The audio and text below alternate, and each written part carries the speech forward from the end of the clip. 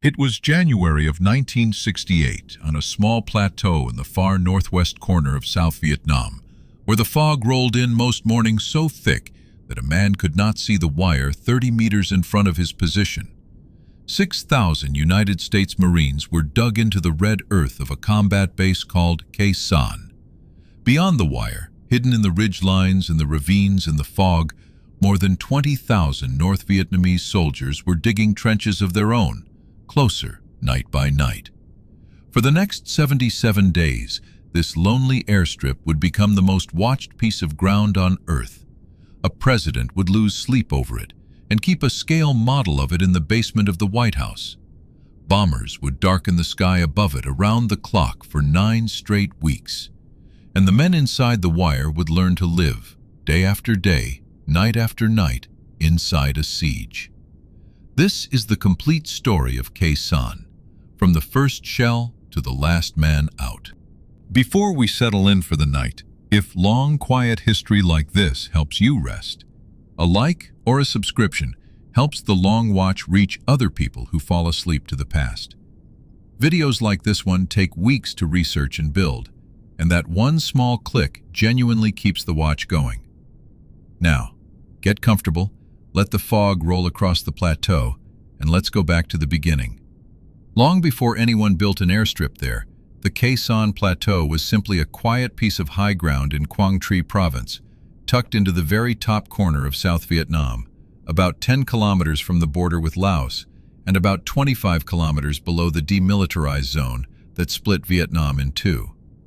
If you had stood on that plateau in the early 1960s, you would have seen rolling hills covered in elephant grass, ridgelines climbing toward the northwest, and coffee, actual French coffee plantations, planted decades earlier, their neat rows still holding on at the edge of the wilderness. The soil there is a deep, rusty red. In the dry season, it turns to a fine red dust that works its way into everything: rifles, coffee cups, the creases of a man's hands. In the monsoon, it becomes a heavy red mud that swallows boots whole. The weather at Khe Sanh had a rhythm of its own. From roughly February into April, the Kratchin season lays a blanket of fog and low cloud over the highlands. Most mornings, visibility drops to almost nothing. Sometimes the fog burns off by 10 or 11. Sometimes it never lifts at all, and the whole plateau spends the day inside a cloud, gray, dripping, and strangely quiet. Through this country ran a single thin thread of civilization, Route 9, an old French colonial road, narrow and crumbling, winding from the coastal lowlands up through the mountains toward Laos. Whoever held Route 9 controlled the only practical east-west road in the entire northern corner of the country, and whoever held Khe Sanh looked down on Route 9. That was the first reason the Americans came to this plateau. There were others. To the west, just across the border, ran the Ho Chi Minh Trail, the great hidden highway of the war. Not one road, but a living network of paths, truck routes, way stations, and supply dumps, flowing south through Laos, carrying men and rice and ammunition from North Vietnam into the battlefields of the south. From the hills around Khe Sanh, American patrols and sensors could watch some of its eastern branches. General William Westmoreland, the commander of all American forces in Vietnam, saw Khe Sanh as a watchtower against that trail, and, in his most ambitious dreams, as a springboard for a future thrust into Laos to cut the trail for good. So, piece by piece, the outpost grew. Special forces had come first, back in 1962, a small camp, a dirt strip, patrols with local tribesmen. The mountains around Khe Sanh were home to the Bru, Montagnard Hill people, farmers and hunters who had lived on that land for generations. They knew every stream and every ridge line. Many of them would fight alongside the Americans. Nearly all of them would eventually lose their homes to the war that was coming. By 1966, the Marines had arrived, and the dirt strip had become a proper airfield with steel matting. By 1967, Khe Sanh Combat Base was a scar of red earth about 3 kilometers long sitting on the plateau like a ship at anchor, the runway down its spine, bunkers and trench lines along its flanks, artillery batteries dug in at its corners. And around the base, like pickets around a camp, stood the hills. Hill 861, Hill 881 South, Hill 881 North, Hill 558, Hill 950. On a map they were just elevation numbers, heights in meters above sea level. On the ground, they were steep, jungled masses that commanded every approach to the plateau. In the spring of 1967, the Marines had paid dearly to take those hills in some of the sharpest fighting of the war so far. The battles the men simply called the hill fights. When it was over, the Marines held the high ground and they never gave it back. Small garrisons dug into the hilltops, a company here, a company there, living in bunkers and trench lines above the clouds. The hill fights of that spring deserve a moment of their own, because the siege cannot be understood without them. In late April 1967, Marine patrols pushing toward Hill 861 walked into prepared North Vietnamese positions, deep bunkers, interlocking machine guns. A regiment dug into the high ground, and what began as a patrol action escalated within days into some of the most savage fighting Marines had seen since Korea. For 2 weeks, battalions of the 3rd Marines assaulted up the slopes of 861, 881 South, and 881 North, through jungle stripped bare by bombing, against defenders who had to be dug out bunker by bunker. The hills changed hands at a cost that stunned the Corps. More than 150 Marines killed in those 2 weeks, and the fighting exposed, in the worst possible way, the early jamming failures of the new M16 rifle, a scandal that reached Congress that summer. When it was over, the North Vietnamese survivors melted back toward Laos, and the Marines stood on the 3 hilltops that would, 9 months later, become the outposts of the siege. Nearly every man who fought the siege stood on ground that other Marines had already paid for. They knew it, too. The veterans of the hill fights were still in the regiment's memory, and some were still in its ranks. There is one more layer beneath the military history, and it is easy to miss. People simply lived there. Alongside the Bru villages, the plateau had its French ghosts. The coffee plantation, founded early in the century by a French planter family, whose descendants were still working the land, astonishingly, into the 1960s, harvesting Arabica between 2 wars. Their plantation house, with its tile roof and its rows of old trees, appears at the edge of Marine photographs like a postcard misdelivered into the wrong century. The war would take the plantation the way it took everything else on the plateau. But for years, patrols in full combat load walked past Frenchmen tending coffee, and the 2 worlds nodded to each other across a distance no map could measure. By the end of 1967, the man responsible for all of it was a colonel named David Lowndes, a 47-year-old Marine with a brush mustache who had landed at Iwo Jima as a young officer more than 20 years earlier. His command, the 26th Marine Regiment, was scattered across the base in the hills. Most of his riflemen were not career soldiers. They were young men in their late teens and early 20s, from Texas and Ohio and Brooklyn, from small towns whose names meant nothing to anyone else in the platoon. At Khe Sanh, they cleaned their rifles, filled sandbags, wrote letters home, complained about the rations, and watched the fog come and go. Through the summer and autumn of 1967, Khe Sanh was considered, by the standards of that war, a relatively quiet posting. Patrols went out and came back. Now and then there was a contact, a firefight in the hills, incoming mortar rounds, but mostly there was routine. Fill sandbags, stand watch, watch the fog. What the men on the plateau could not see was what the aerial photographs and the radio intercepts were beginning to show, that out in the mountains, in Laos and above the DMZ, entire North Vietnamese divisions were on the move. The 325C Division, the 304th, a Home Guard division of Hanoi, one of the oldest and proudest in the North Vietnamese Army, a unit that carried a particular battle honor on its colors, Dien Bien Phu. By December, the intelligence picture was unmistakable. 20,000 men, perhaps more, were converging on one small plateau in the fog. Westmoreland did not order a withdrawal. He wanted this battle. If the North Vietnamese army was willing to mass its regular divisions around a fixed position in open country, away from the cities, then American firepower could do to them what it could never do to guerrillas who melted into the villages. Khe Sanh would be the anvil, the bombers would be the hammer. The Marines on the plateau were told to dig deeper. Reinforcements began to arrive. First, more Marines of the 26th Regiment, until, for the first time since Iwo Jima, all three of its battalions stood together on the same battlefield.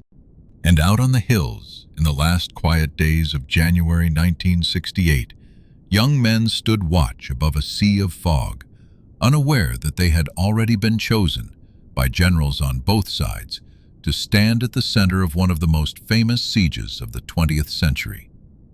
To understand what happened at Khe Sanh, you have to understand who was actually there. Because a siege is not really a story about ground. It is a story about the men who cannot leave it. Take a 19-year-old rifleman on Hill 861 in the middle of January 1968.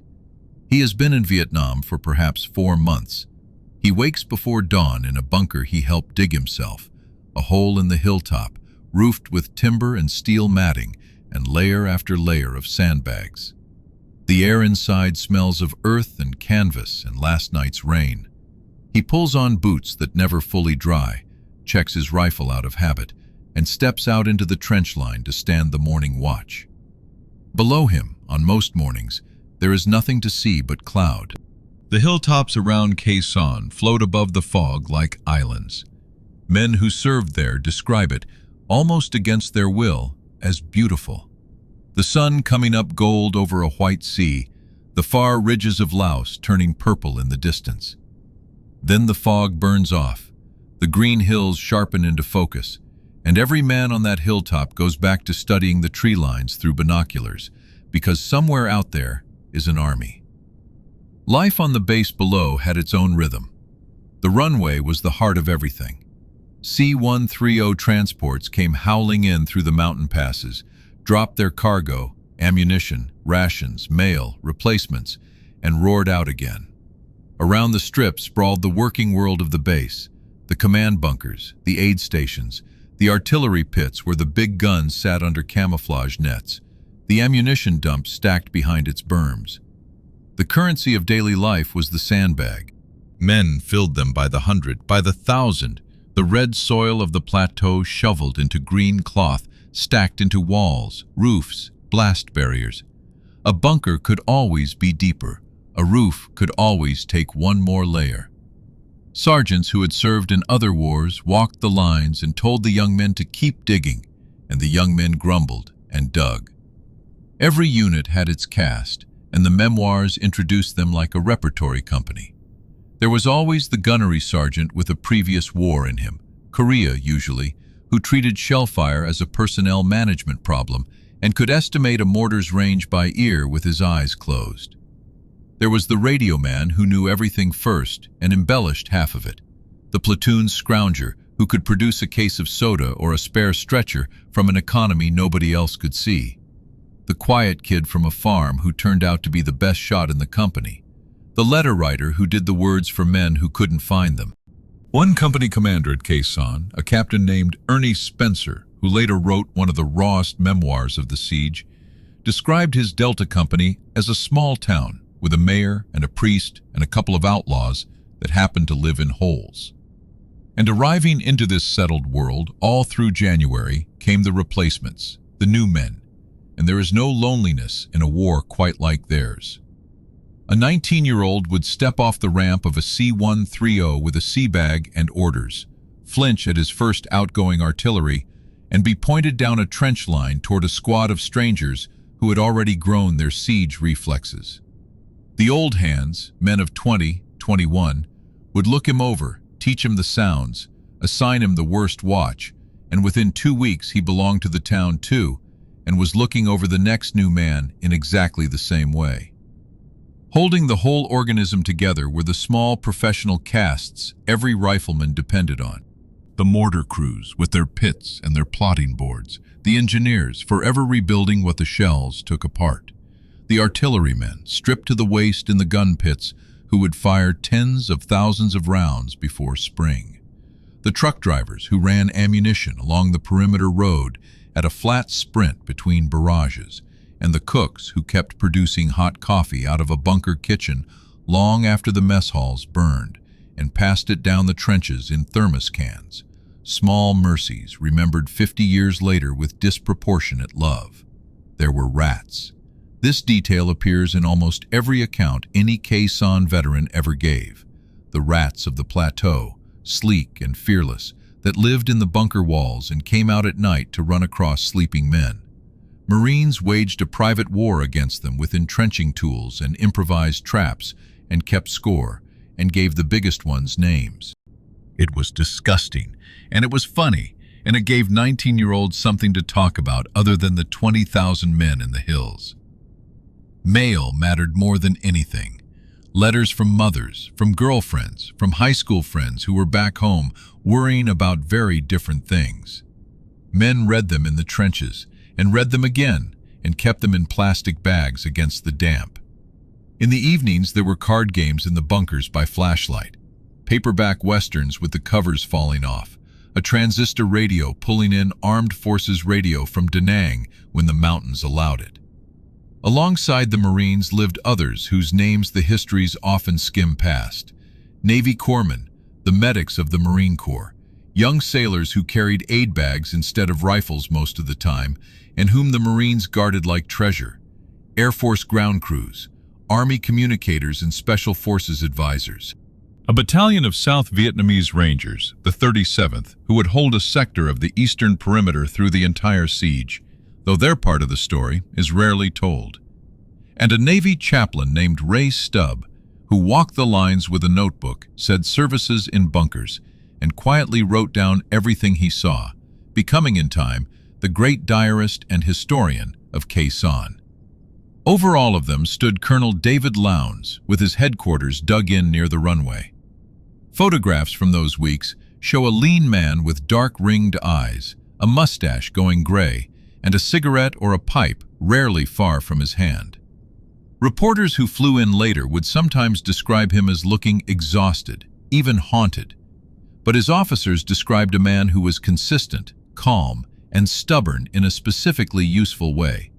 A man who had decided that Khe Sanh would hold and treated every other question as detail. In the second week of January, the last reinforcements arrived and the plateau grew crowded. Fighting positions were redug and re-roofed. Artillery registered new target coordinates in a ring around the base. On the hills, the garrisons wired in deeper, more mines, more trip flares, more coils of razor wire on the slopes. The morning of January 20th brought the proof the maps had been promising. Captain Dabney took most of his force off Hill 881 South that day on a fighting patrol toward its twin, 881 North, and within hours they were in a full-scale battle.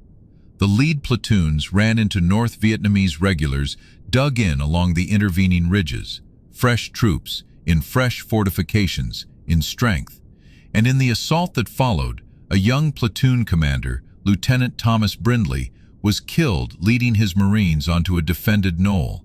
He would receive the Navy Cross. The patrol was still fighting for the high ground in the afternoon when orders came from Colonel Lowndes to break contact and return to 881 South before dark. Dabney's men came back down, carrying their casualties, angry at the recall, not knowing that the colonel had just received, from the most unexpected source imaginable, reason to want every Marine back inside the wire by nightfall. Because that same afternoon, the enemy did the Marines an extraordinary favor. Around midday, near the eastern end of the runway, a sentry spotted a lone figure walking up out of the grass, carrying a white cloth. He was a North Vietnamese officer, a lieutenant named La Tan Tonk, commander of an anti-aircraft company, and he was defecting. Tired, he said, of the war. Passed over for promotion. Disillusioned. Whatever his reasons, the men who received him could hardly believe what he began to tell them. He laid out, in detail, the plan for the coming attack. That very night, he said, North Vietnamese battalions would assault Hill 861 and other positions. He described the units, the objectives, the signals. He told them the wider design. Khe Sanh was to be surrounded, strangled, and in time overrun, a great victory to echo Dien Bien Phu. Intelligence officers are trained to distrust gifts like this. A walk-in defector, hours before an attack, describing the whole enemy plan? It could be deception. But the details matched too much of what the patrols and the sensors and the radio intercepts had already suggested. Colonel Lowndes chose to believe him. The word went out across the plateau and up to the hills that afternoon. Full alert. Extra ammunition was broken out and stacked in the fighting positions. Weapons were test-fired. On Hill 861, the men of Kilo Company, 3rd Battalion, 26th Marines, checked the wire one more time, settled into their trenches, and waited to find out whether the tired lieutenant with the white cloth had told the truth. The fog came down with the darkness, the way it always did. For a few hours, the plateau lay silent. He had told the truth. At midnight, in the first small hours of January 21st, 1968, the hillside below Kilo Company erupted. It began with a barrage, hundreds of mortar rounds and rocket-propelled grenades crashing onto the crown of Hill 861 in the dark. Then, out of the ravines on the southwest slope, came the assault troops of the North Vietnamese 325C Division. Bangalore torpedoes, long tubes of explosive, were shoved under the razor wire and fired, blowing lanes through the obstacles.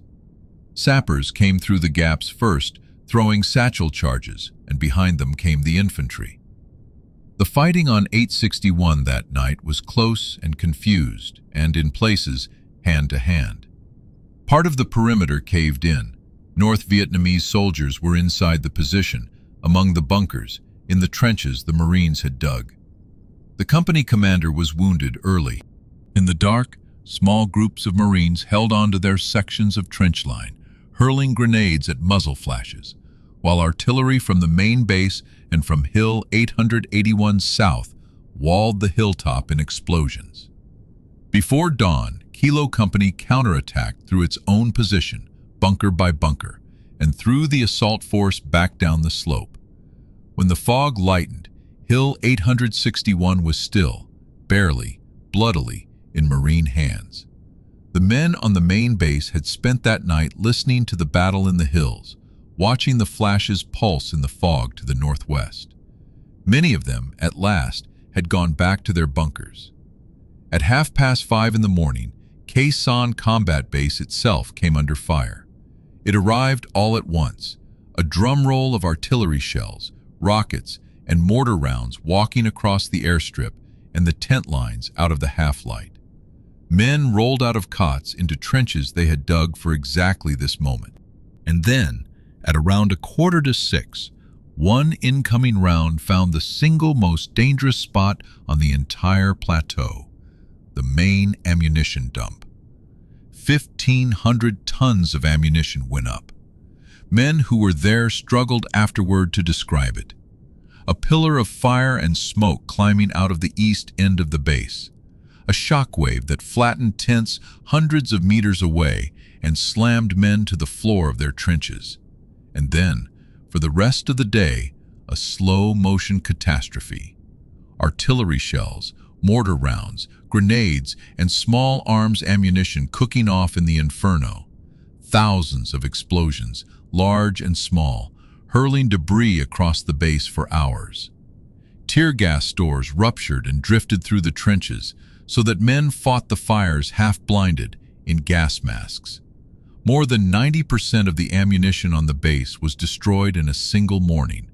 The runway was cratered, the mess halls were burning, and out beyond the wire, the enemy gunners kept firing into the smoke. It says something about the machinery of American logistics that the base did not fall that week. Emergency resupply began almost immediately, transports diving through the fire onto the damaged strip, pallets of shells shoved out the back, engineers filling craters between landings. Within days, the artillery pits had shells to fire again. But every man on the plateau had now seen how thin the margin was. One round, one morning, and the entire reserve had vanished in fire. And the North Vietnamese were not finished with January 21st. A few kilometers south of the base, along Route 9, stood Khe Sanh village, the district seat, a small crossroads community of Vietnamese and Bru families, with its market and its government compound, and its little garrison of local troops and American advisors. That same morning, North Vietnamese battalions attacked it. The defenders, a few hundred regional soldiers with a handful of Americans, fought off the first assault from behind the compound walls, supported by artillery from the base firing danger-close missions all around them. But the position was untenable, and everyone knew it. The following day, the survivors were pulled out. The advisors were lifted by helicopter. Most of the local soldiers walked out overland to the base. With the village lost, the civilians of the plateau became refugees. Bru families and Vietnamese townspeople, thousands of them over the days that followed, gathered up children and bundles and streamed toward the American wire. Some were flown out to the coast in the bellies of cargo planes. Others, especially the Bru, were turned away by South Vietnamese provincial authorities who did not want hill people in the lowland camps, and simply walked east down Route 9 through a battlefield, or faded back into the mountains they knew. It is one of the quiet griefs of Khe Sanh, the people the war rolled over on its way to the famous siege. By nightfall on the 21st, the shape of things had changed completely. The base was scarred and smoking, the village was falling, the hills had been assaulted, the road, Route 9, was cut, blocked and ambushed at a dozen points between the plateau and the coast. From this day forward, everything and everyone that reached Khe Sanh would come by air, or not at all. 6,000 men were now, in every practical sense, surrounded. In Washington, 12 time zones away, on the far side of the world, the reports landed on the desk of President Lyndon Johnson within hours. The name Khe Sanh, which most Americans had never heard, began its climb toward the front pages. Johnson had been briefed on the intelligence for weeks, and one historical parallel had already sunk its teeth into him, as it had into nearly everyone who looked at a map of a surrounded garrison in the highlands of Indochina. 14 years earlier, in 1954, the French army had put its best troops into a fortified camp in a mountain valley called Dien Bien Phu, daring the Viet Minh to attack. The Viet Minh did. They dragged artillery up mountains the French had called impassable, cut the airstrip, strangled the garrison, and after 56 days took the survivors prisoner, nearly 10,000 of them. The defeat broke French will and ended their war. Now, at dinners and briefings, Johnson kept asking his generals, in his Texas drawl, whether Khe Sanh was going to be his Dien Bien Phu. He demanded the Joint Chiefs put their assessment in writing, sign their names to the claim that Khe Sanh could be held. In the basement of the White House, in the Situation Room, aides built him a terrain model of the plateau, so the President of the United States could stand over it at 2 in the morning in his bathrobe, reading the latest cables and moving his finger along Route 9. The siege of Khe Sanh had begun, on the plateau and in the American mind. Let's slow down for a moment and talk about what daily life actually became on that plateau, because a siege, whatever else it is mostly routine. Terrifying, filthy, boring routine.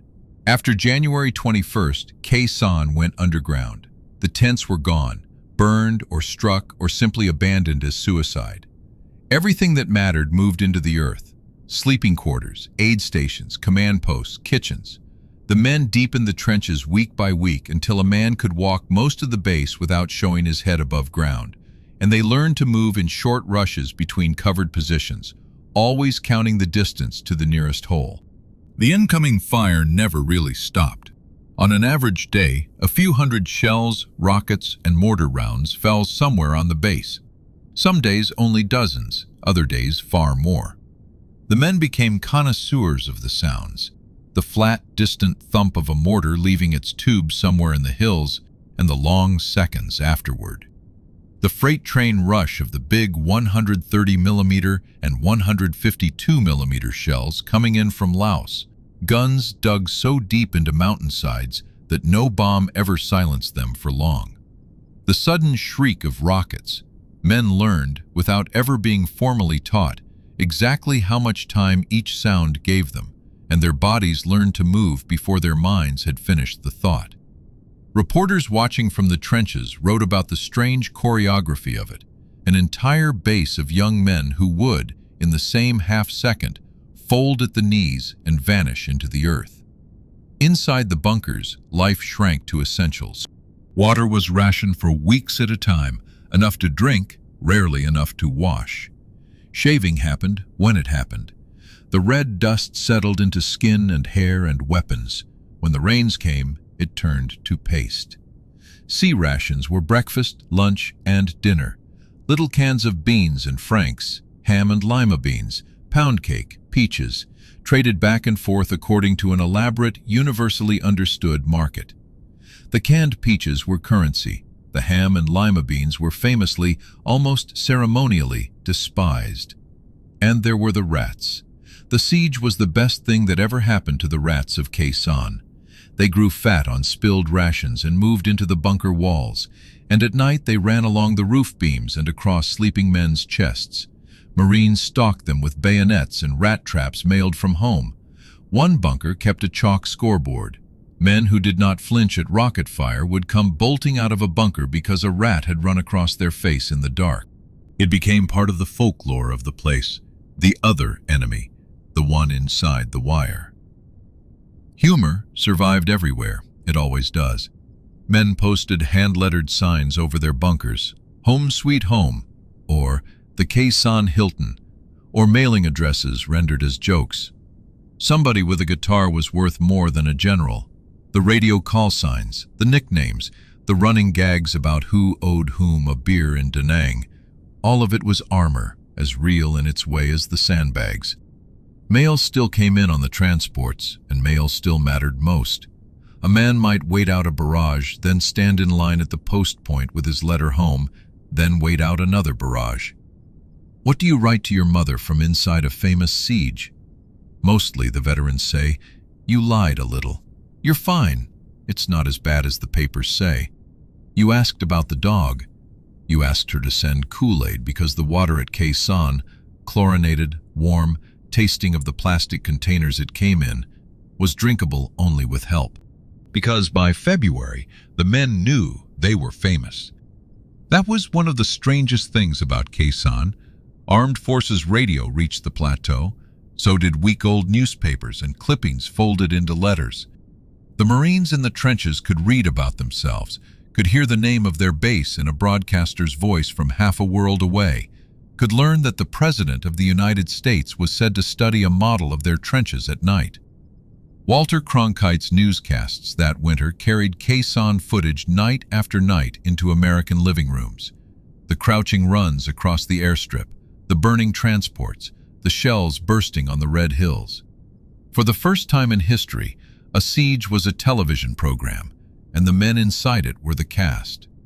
Some of the most famous images came from a photographer named David Douglas Duncan, a Marine veteran of the Second World War himself, gray-haired, who had walked into Khe Sanh with his cameras in February and stayed. His photographs of the men, hollow-eyed boys in flak jackets, waiting out barrages, staring at something beyond the camera, ran in Life magazine and became, for millions of Americans, the face of the war that winter. Music found its way through the siege in fragments, a harmonica in a bunker after dark, the tinny top 40 from a transistor radio propped on sandbags, and, in the accounts of several veterans, one man somewhere along the lines who played taps on a bugle some evenings, unbidden, for no one and everyone, the notes drifting along the trenches with the fog. Nobody ever agreed afterward exactly who he was. Everybody remembered hearing him. Faith found its spaces too. Chaplains held services wherever a roof and a moment allowed, communion on ammunition crates, hymns half drowned by outgoing artillery. Chaplain Ray Stube walked his rounds along the trench line day after day, and his diary recorded the texture of the siege like nothing else. The jokes, the prayers, the names of the wounded, the small kindnesses between men who might not see the evening. And each night the fog came back, and with it a different kind of alertness. Darkness belonged to the listening posts, pairs of men out beyond the wire with a radio, whose job was simply to hear the enemy coming before anyone else did. It belonged to the flares swaying down on their parachutes, turning the fog milk white, and to the sentries studying shadows. Out there in the dark, everyone knew the North Vietnamese were digging. Aerial photos showed their trenches inching toward the perimeter, night by night, in the classic geometry of siegecraft. Approach trenches, parallels, saps, the same patient science that had strangled Dien Bien Phu. The men on the wire would listen, and now and then call in a fire mission on a sound, and the guns behind them would speak, and the night would flash orange out beyond the wire. Then the quiet would settle back in. The dripping fog, the rats in the walls, a radio hissing softly in a bunker, a man somewhere humming to himself as the flares burned down the sky. If you could have followed one ordinary man through one ordinary day of the siege, say a corporal on the western perimeter, some unremarkable Tuesday in the middle of February, it would have gone something like this. Awake before 6 in the gray dark, boots already on because he sleeps in them. Morning watch in the trench, studying the fog, rifle across his knees, sharing the last of a can of pound cake with the man beside him. The first incoming of the day arrives mid-morning, a lazy string of mortar rounds walking across the airstrip, too far to matter. And he notes it the way a farmer notes rain. The working party after that, 2 hours filling sandbags to rebuild a blast wall the night's shelling slumped, stripped to the waist in the damp cold, red mud to the elbows. Midday, the sea rations, the ritual complaints, 20 minutes of paperback western. In the afternoon, a run to the water point with the squad's canteens during a quiet spell. A flat-out sprint across 2 open stretches, timed between salvos, that no one at home would ever believe was called fetching water. A letter started, in pencil, knees for a desk. Dear Mom, we're fine here. It's quieter than the papers say. Evening watch as the fog comes back up out of the ravines, flares popping soft and white somewhere over the wire. And at last, the bunker again. The candle, the radio down low, the rats beginning their night shift in the walls. And sleep, boots on, helmet within reach, one ear open even in dreams. Nothing happened that day. Multiply it by 77, and you have most of what the siege of Khe Sanh actually was, for tens of thousands of ordinary hours that the histories compress into a sentence between the famous nights. And in the morning, the fog would lift, or it wouldn't. The transports would try to come in, the shells would resume, and the men of Khe Sanh would mark one more day off calendars they drew by hand on the backs of ration boxes. 77 days is a long time when you are counting them one shell at a time. While the world watched the base, the fiercest fighting of the siege was happening on the hilltops around it. And if the base was an island in the fog, the hill outposts were lonely rocks in the open ocean. Picture Hill 881 South, 5 kilometers northwest of the runway. A steep, cratered mass with a few hundred Marines of India and Mike Company's 3rd Battalion, 26th Marines dug into its crown under their commander, a tall, calm captain named William Dabney. Every path to safety led through 5 kilometers of enemy-held country. Everything the garrison needed, water included, came slung under helicopters through gauntlets of anti-aircraft fire. The men lived in holes, measured water by the capful in the worst weeks, and kept their trenches through fog, shelling, and probing attacks. They also kept a ritual. Every morning of the siege, on Hill 881 South, The Marines raised an American flag on a radio antenna mast, while a lieutenant sounded "To the Colors" on a battered bugle. Enemy mortarmen learned the schedule and fired on the ceremony almost daily. The flag detail learned to finish before the rounds arrived, then drop into the trenches as the shells came whistling down. Day after day, for the whole siege, the flag went up anyway. Men on the main base would look northwest through binoculars at first light to see if it was flying. It always was. Daily life on the hills refined the base's routines into something harder and stranger. Water discipline on 881 South, in the worst stretch, meant a ration measured in canteen capfuls. A man decided each morning whether today's allowance went to drinking or to coffee or, rarely, gloriously, to brushing his teeth. Shaving was suspended by common consent. The men's uniforms rotted on their bodies in the damp. Resupply brought ammunition first, water second, everything else when the war allowed. And the Hill Marines invented their own science of survival. The most famous example: incoming mortar rounds from the ravines took about 20 seconds to arrive after leaving the tube, and on a quiet hilltop, the tube's cough was audible. So Dabney's Marines posted air sentries whose whole job was to listen, and the moment a thump sounded below, the cry went up the hill, and every man had 18 seconds to be underground. The company got so practiced that work parties functioned almost normally between salvos. Dig, listen, vanish, emerge, dig, a rhythm as regular as tide. Veterans of 881 South described conducting entire funerals, hilltop religious services, and the daily flag raising inside those 18-second windows. The hills were the base's early warning line and its shield, and the North Vietnamese knew it. Having failed to take 861 on the first night, they came again, this time at the newly dug position beside it. In the first days of February, radio intercepts and sensor readings pointed to another regimental scale assault gathering in the ravines northwest of the base. In the small hours of February 5th, it fell on Hill 861 Alpha, a knob adjoining Hill 861, held by Echo Company, 2nd Battalion, 26th Marines, barely 200 men who had occupied and fortified the position only weeks before. The pattern of the first night repeated itself with terrible fidelity. The sudden barrage, the Bangalores in the wire, sappers in the trenches, a section of the perimeter overrun in the dark. The company commander, Captain Earl Breeding, called artillery in a tightening box around his own position, and the fighting inside the trenches came down to grenades, rifle butts, and fists in the fog. One of his Marines, a machine gunner from Texas, held a collapsing stretch of line almost alone that night, wounded again and again, feeding ammunition into his gun. His section of trench held. By dawn, Echo Company had taken back every meter of its hill.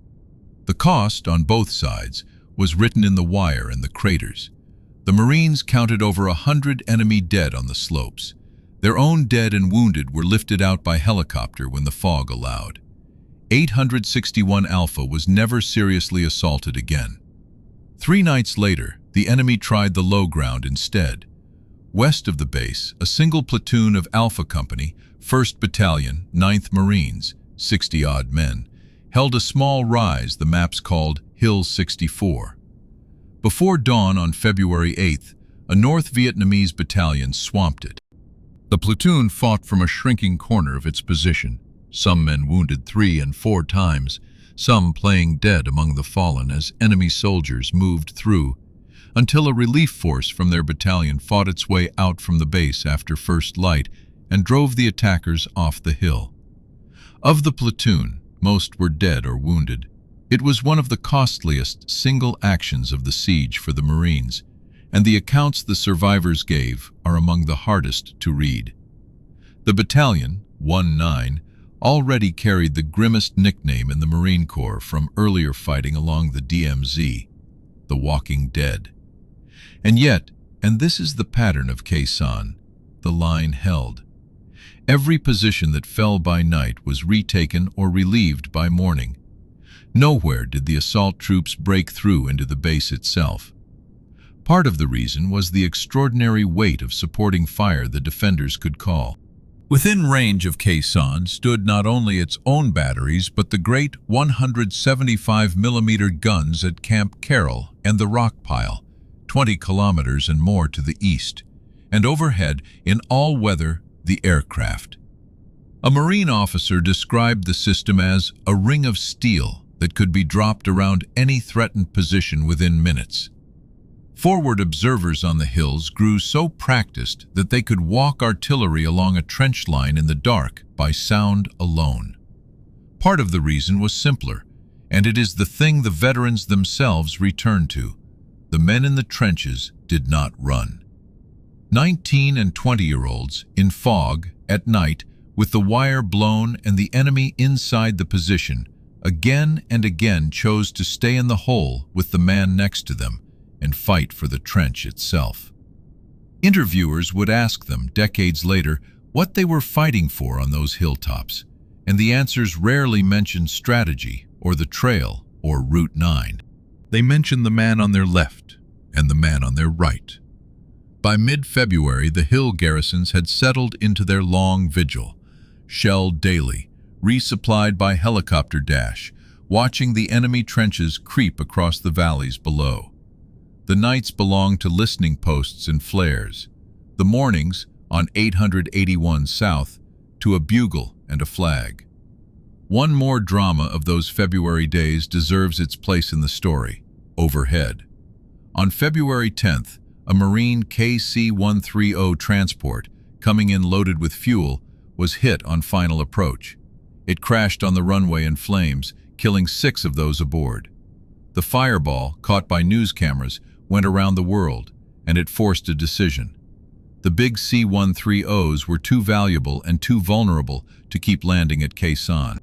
From mid-February, they would deliver by other means: parachute drops from altitude and low-level extraction runs, cargo pallets yanked out of the open tail ramp by drogue chutes as the aircraft skimmed the runway without ever quite landing, engines screaming, gone again in seconds.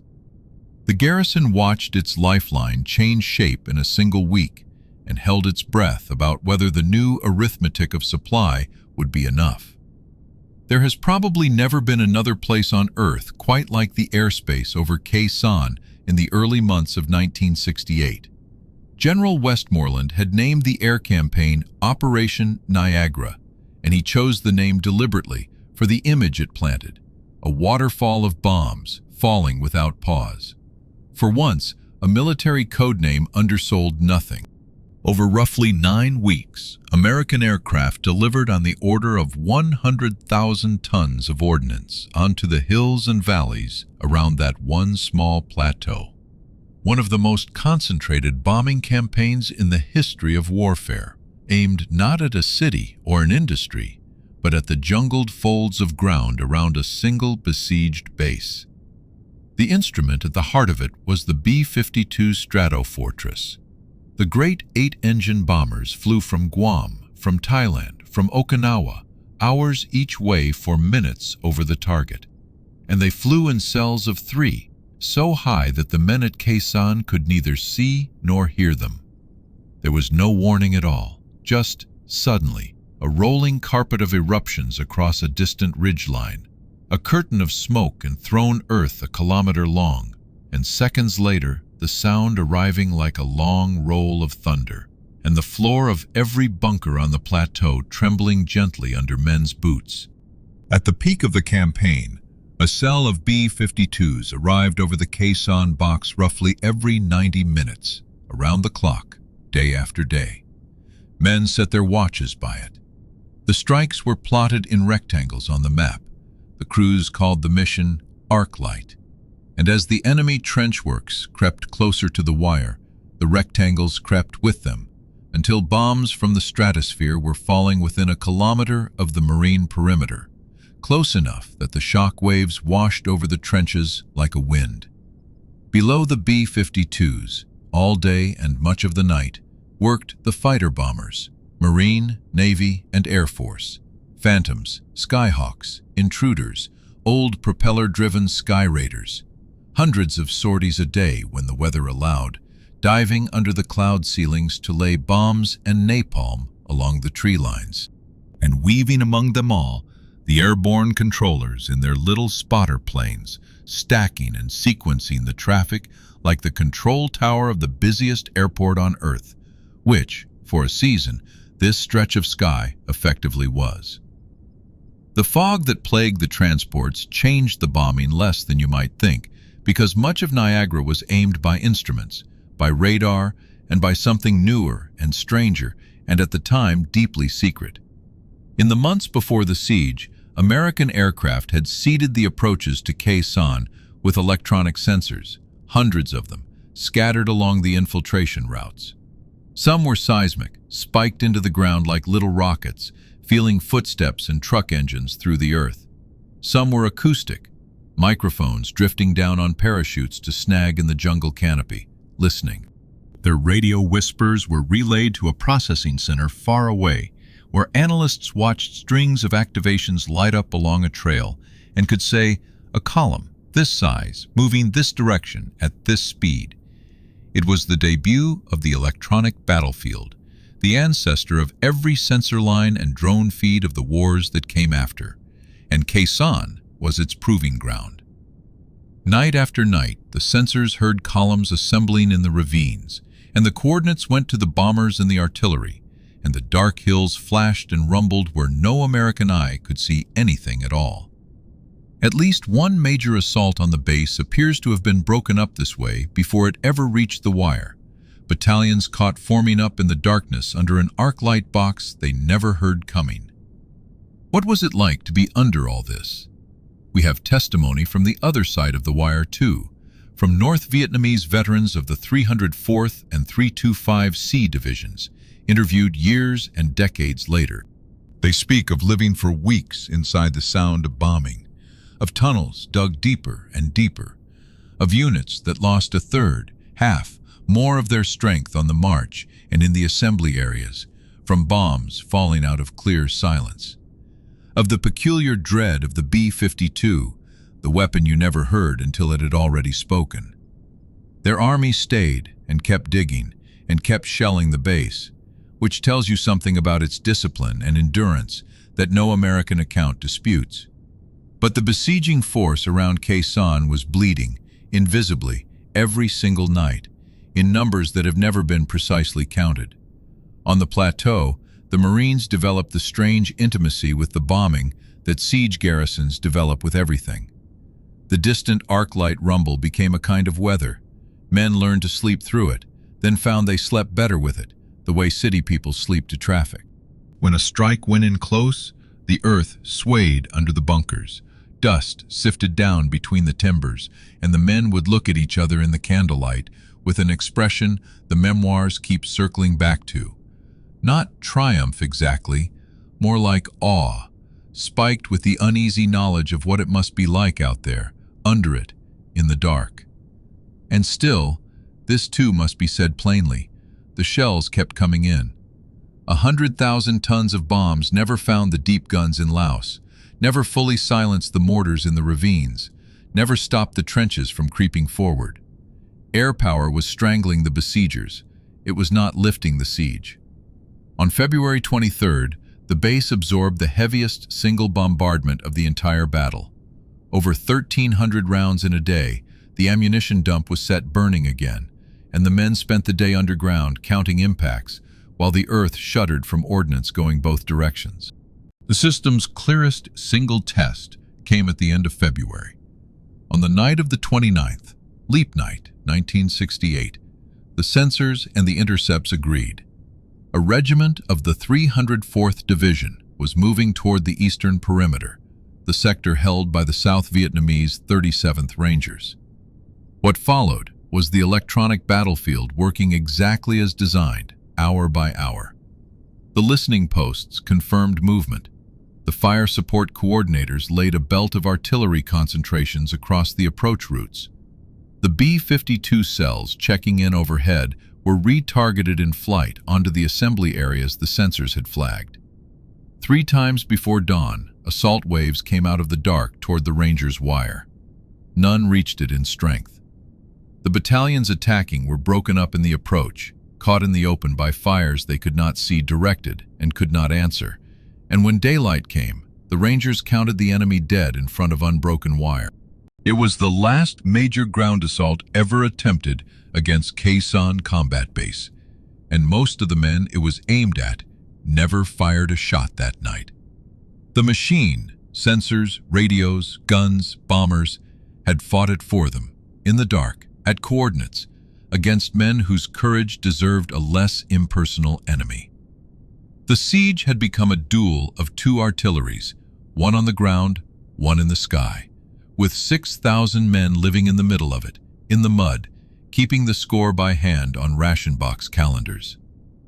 10 days into the siege, the entire war changed shape in a single night. In the last hours of January 30th, 1968, and into the next morning, Communist forces launched simultaneous attacks across the length of South Vietnam, the Tet Offensive. More than 100 cities and towns, Saigon itself, where sappers breached the wall of the American embassy compound. The old imperial capital of Hue, where North Vietnamese and Viet Cong troops seized most of the city and would hold it for weeks of brutal urban fighting. Airfields, headquarters, province capitals, everywhere, all at once, in the middle of what was supposed to be a holiday truce. For the men at Khe Sanh, Tet arrived as radio traffic, fragments overheard, rumors relayed, the big picture assembling itself out of static over days. The war they were headlining had suddenly acquired 100 other fronts, and at the level of grand strategy, Tet detonated a question directly over their heads, one that historians are still arguing about more than half a century later. What was Khe Sanh for? Consider the timeline. Through December and January, Hanoi masses two of its best divisions, 20,000 men and more, around a remote marine base in the mountains. Westmoreland, convinced the great battle of the war is coming at Khe Sanh, orients himself accordingly. Reserves staged north, air power massed, attention fixed on the plateau. Half the American maneuver battalions in the country are drawn up into the northern provinces. And then the true blow, if it was the true blow, falls not on the plateau at all, but on the cities, delivered largely by other forces entirely. One school of thought has therefore always held that Khe Sanh was the great feint of the war, a lure dangled in the highlands to fix American eyes and reserves on the border while the offensive was prepared against the cities. In that telling, the 304th and 325 C divisions were bait that bled, and Westmoreland spent the winter staring at exactly the spot Hanoi wanted him staring at. The opposite school holds the mirror image, that Tet was, in part, the feint, that Hanoi's leadership genuinely hoped to replay Dien Bien Phu at Khe Sanh, to destroy an American garrison in the field and break Washington's will as they had broken Paris's, and that the city attacks were meant to scatter American strength away from the true objective. In that telling, Niagara and the defense of the hills did exactly what they were supposed to do. They made the second Dien Bien Phu impossible to attempt at acceptable cost. And between these two positions lies a third, quieter possibility, favored by many historians now, that Hanoi, playing a long and flexible game, did not need to choose. If the Americans stripped the north to save the cities, Khe Sanh could be taken. If they stripped the cities to hold Khe Sanh, Tet would bite deeper. Either way, something valuable would break. War at that level is rarely a single plan. It is a portfolio of pressures. The men in the trenches knew nothing of portfolios. What they knew in the first week of February was that the war outside had grown teeth everywhere at once, and that their own corner of it promptly got worse. Because it was in the immediate wake of Tet that the blows around Khe Sanh landed in quick succession. The assault on 861 Alpha on February 5th, and then, on the night of February 6th, something new, armor. A few kilometers southwest of the base, near the Laotian border, stood the Special Forces camp at Lang Vei, and what happened there in the small hours of February 7th deserves its own chapter, and we'll get it in a moment. But step back, briefly, to the wider stage, because the collision of Tet and Khe Sanh also played out in American living rooms, and that theater mattered as much as any hillside. Tet was, by any military accounting, a battlefield disaster for the forces that launched it. The attacking units suffered staggering losses. The popular uprising Hanoi's planners had hoped to ignite never came. Nearly every objective seized was retaken within days or weeks. And none of that arithmetic mattered in the way everyone expected, because Americans watching television that winter saw something simpler and more corrosive. A war their leaders had described as nearly won, erupting everywhere at once. Fighting inside the embassy walls, Hue in ruins, and every night in the same broadcasts, Khe Sanh still surrounded, still burning, the shells still falling on the boys in the trenches. The siege became the long-running visual of America's worst winter of the war, the wound that stayed on screen. In late February, Walter Cronkite himself, the most trusted voice in the country, returned from Vietnam and told his audience gravely that the war looked mired in stalemate. President Johnson is widely said to have taken it as a turning point. On the last day of March, with the siege still unbroken, Lyndon Johnson addressed the nation. He announced a partial halt to the bombing of the North, an offer of negotiations, and then, looking into the camera, told the country he would not seek and would not accept another term as President of the United States. The men at Khe Sanh heard about it on transistor radios, in bunkers, between salvos. The war that had them surrounded had, in some real sense, just consumed the presidency of the man who kept their trench map in his basement. And the siege went on.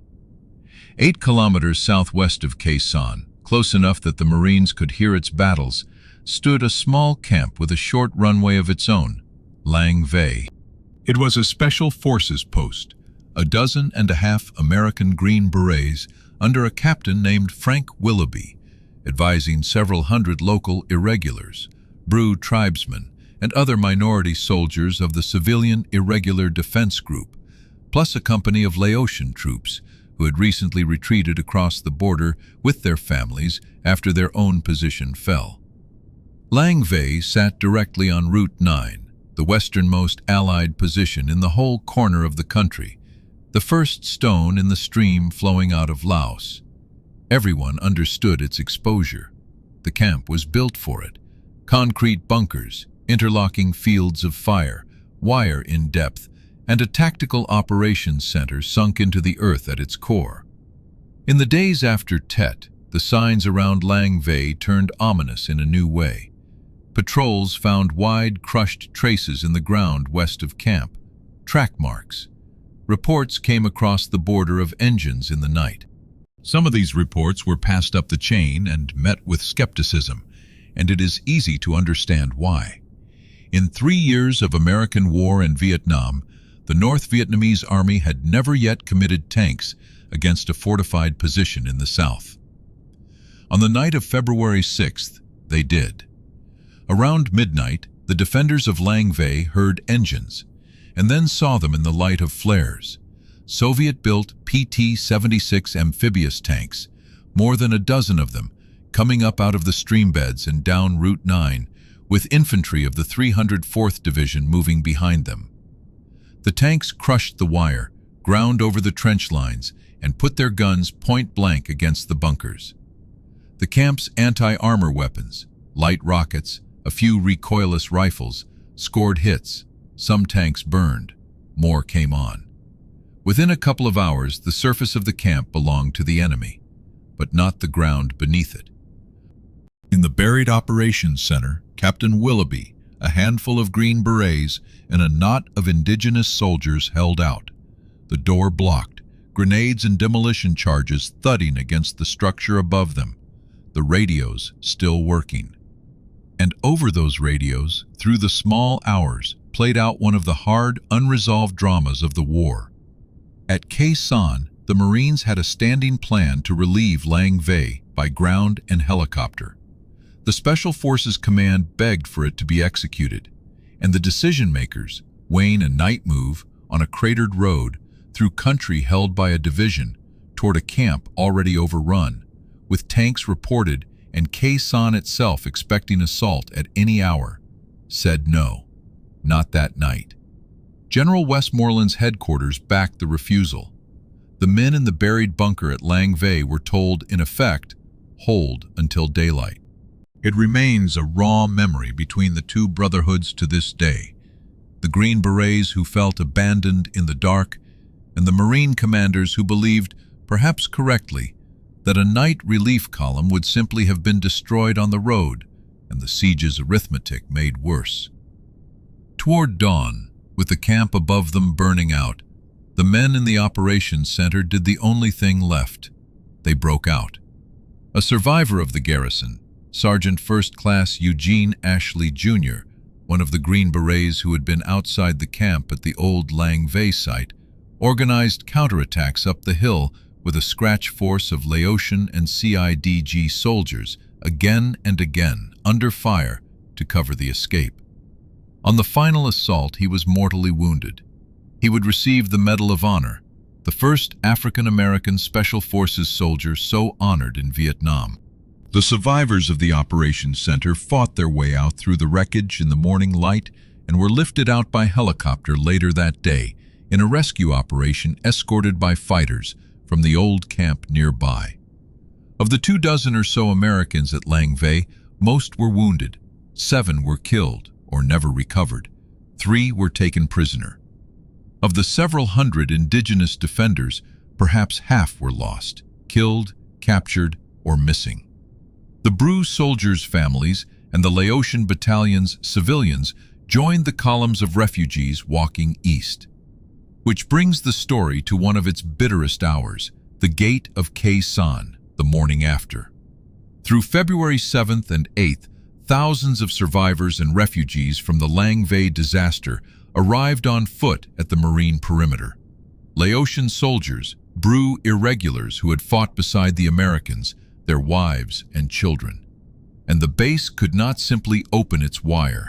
There were real fears of infiltrators seated among the crowd, of the perimeter compromised on the eve of the expected assault, of thousands of mouths inside a garrison living on airdropped supplies.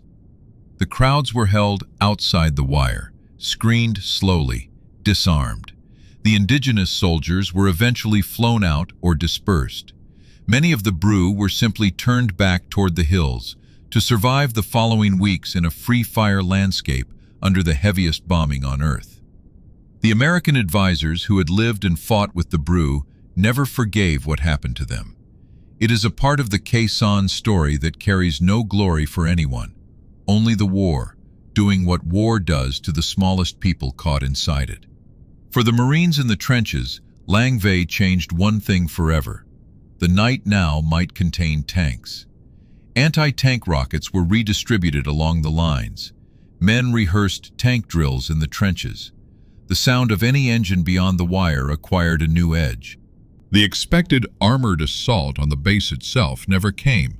The PT-76s had shown what they could do against a light camp and what they suffered doing it, and the ring of firepower around the main base was of a different order. But for the rest of the siege, listening posts reported engine noises in the fog, and every man who heard the reports thought of February 7th. Today, if you follow the accounts of the survivors, American, Vietnamese, Bru, Lang Vei stands as a small, complete tragedy folded inside the larger siege, a place where extraordinary courage, on all sides of the wire, shared the night with decisions that still ache. It deserves to be remembered whole, exactly as it was. Every siege in history is, at bottom, a mathematics problem. Calories in, ammunition in, wounded out, against interdiction, weather, and time. What makes Khe Sanh singular in the long history of sieges is that its besiegers never truly touched its lifeline. The lifeline ran through the sky. The requirement was brutal in its simplicity. The garrison needed on the order of 150 to 200 tons of supplies every single day. Food, water in the dry weeks, fuel, medical stores, barrier material, batteries for the radios, and above all, ammunition, the outgoing thousands of shells that kept the ring of steel intact around the hills. After the KC-130 burned on the runway on February 10th, the calculus of delivery changed. Landing the big transports became the exception. In their place, the Air Force and Marines improvised a repertoire that pilots practiced nowhere else on Earth at that intensity. The first method was the parachute drop, but Khe Sanh's drop zone was small, ringed by enemy gunners, and blanketed by fog for days at a stretch. So the crews learned to drop blind. Guided by the base's radar controllers, C-130s tracked in over the plateau inside the cloud, unseen and unseeing, and released on a controller's mark, pallets of shells and rations swinging down out of a gray ceiling onto a drop zone the pilots never saw. Day after day, the fog would part just enough to show the parachutes already on the ground, rows of them, like mushrooms sprung up overnight. For cargo too delicate or urgent for a parachute, and for days when even blind drops wouldn't serve, there were the low-level extraction runs. In the LAPES delivery, a C-130 came down the runway at a few feet of altitude, never touching, ramp open. A drogue chute snapped the cargo pallet out of the hold at flying speed, and the sled of supplies went skidding and smoking down the strip on its own friction, while the aircraft climbed away, gone in under a minute of exposure. It was violent, precise, spectacular flying. Men on the base would watch it the way people watch an air show, from inside trenches, and it worked. The garrison never starved, and the guns never fell silent for want of shells. Water was its own quiet drama. The base drew from a stream just outside the perimeter, a vulnerability the defenders thought about constantly, because the besiegers, strangely, never poisoned or fully cut it. On the hills, there was no stream. Every canteen on 881 South arrived by helicopter, and in the hardest stretch, the ration fell to a few capfuls a day per man, for everything. Which brings the story to the helicopters. Because if the fixed-wing crews kept the base alive, the helicopter crews kept the hills alive, and paid the steepest price per ton for it. The hill outposts could only be fed by helicopter, and the enemy had woven a web of anti-aircraft guns along every approach. Through February, lone helicopters running the gauntlet were being hit at a rate no force could sustain. The answer, invented at Khe Sanh in the last week of February, was the operation the crews called the Super Gaggle. It was resupply as a combined arms raid, timed to the minute. First, artillery and A-4 Skyhawks doused the known gun positions with fire and smoke. Then, down a corridor walled with smokescreen, came the transport helicopters in a stream, a dozen and more at once, externals slung beneath them, escorted by gunships weaving alongside, while overhead the jets circled with more ordnance for any gun that dared open up. The whole armada crossed the danger zone in a couple of minutes, kicked and lowered its loads onto the hilltops, and was gone before the defenders' smoke had drifted off the ridgelines. Losses fell away almost at once. The hills ate again.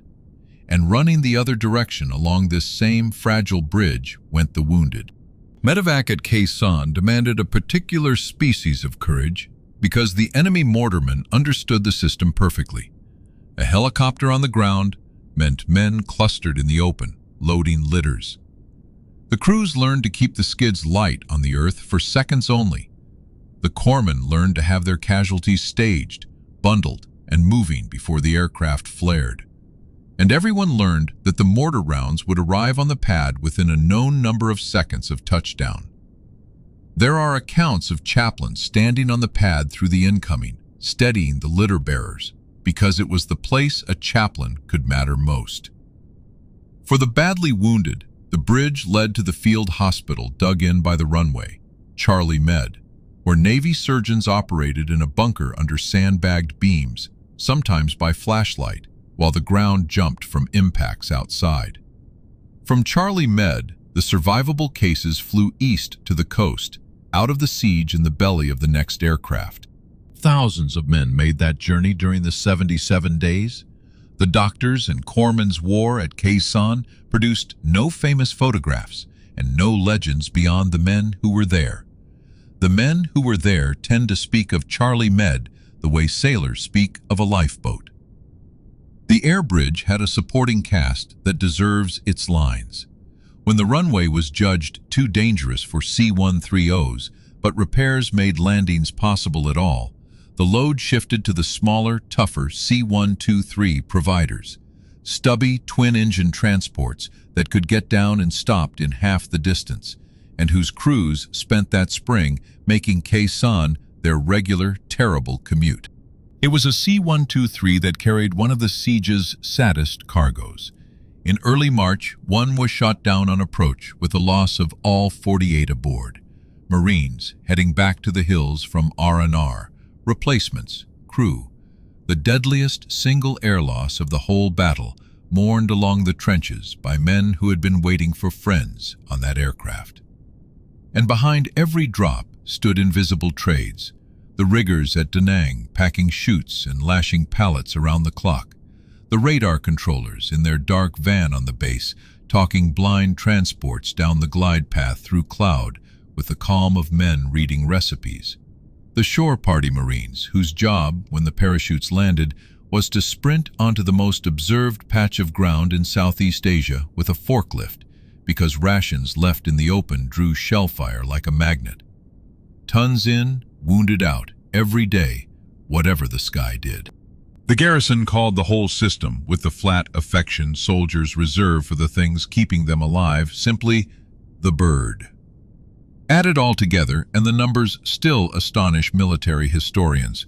Roughly 12,000 tons delivered by air into a surrounded position under continuous observation and fire, with the decisive share arriving by parachute through cloud.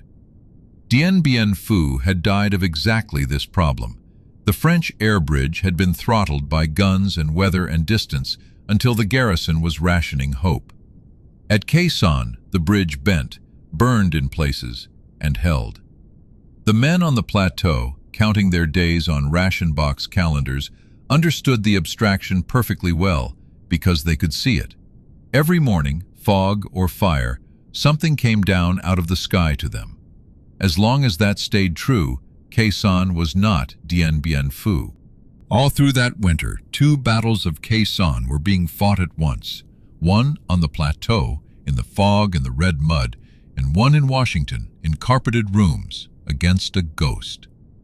The ghost had a name and a date, Dien Bien Phu, 1954. And it is genuinely difficult from this distance to overstate how completely that name possessed the American imagination in the winter of 1968. The parallels seem to write themselves. A garrison of elite troops put deliberately into a remote highland position, daring the enemy to mass against it. The same enemy commander even, General Vo Nguyen Giap, the victor of Dien Bien Phu, now directing the war against the Americans. The same reliance on an air bridge, the same monsoon fogs. Journalists drew the comparison in print within days of the siege beginning. So did senators. So, privately and repeatedly, did the President of the United States. Lyndon Johnson's relationship with Khe Sanh became one of the strangest fixations a commander-in-chief has ever had with a single battlefield. He had the Situation Room in the White House basement fitted with a large terrain model of the plateau, the base, the hills, Route 9, built by the CIA's model makers so that briefers could walk him around the geography of the siege.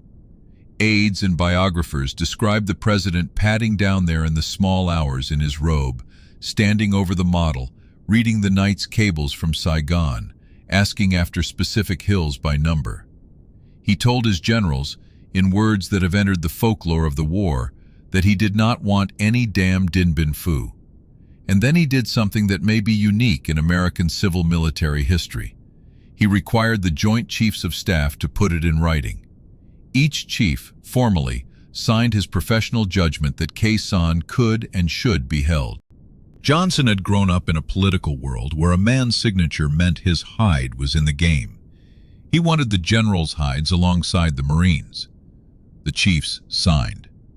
Westmoreland, for his part, never wavered in public or in cable. Khe Sanh would hold, and the enemy massing against it would be destroyed by firepower on a historic scale. Behind the confidence, the contingency planning ran darker than the public knew for decades. In late January and early February, at Westmoreland's instigation, a small, closely held staff group examined what could be done if the situation at Khe Sanh turned catastrophic. And among the options studied, under the codename Fracture Jaw, was the movement of tactical nuclear weapons into the theater. When word of the study reached the White House, the reaction was immediate and cold. The planning was shut down, hard, within days. The document sat classified for half a century. It stands today as a footnote, but a footnote that tells you exactly how high the stakes at Khe Sanh were believed to be. For a few days in February 1968, serious men considered whether one surrounded plateau might warrant the unthinkable. The rhythm of Washington's siege mirrored the plateaus with eerie fidelity. Every morning, the President's National Security Staff prepared what amounted to a Khe Sanh weather report. Cloud ceilings over the plateau, tonnage delivered, rounds received, the night's sensor activations. And every morning, Johnson read it before almost anything else. Cabinet officials learned that meetings on entirely different subjects could be derailed by the arrival of a cable from Saigon. The President questioned visiting generals about specific hill outposts the way a worried father asks after relatives by name. Aides would later describe that winter as the period when the war finally moved into the building, not as policy, but as a presence, a low, continuous dread humming under every other decision the American government tried to make. Was the fear itself justified? This is where the two battles, the one in the fog and the one in the carpeted rooms, diverge most sharply. Because the men closest to the arithmetic mostly thought the ghost was overrated.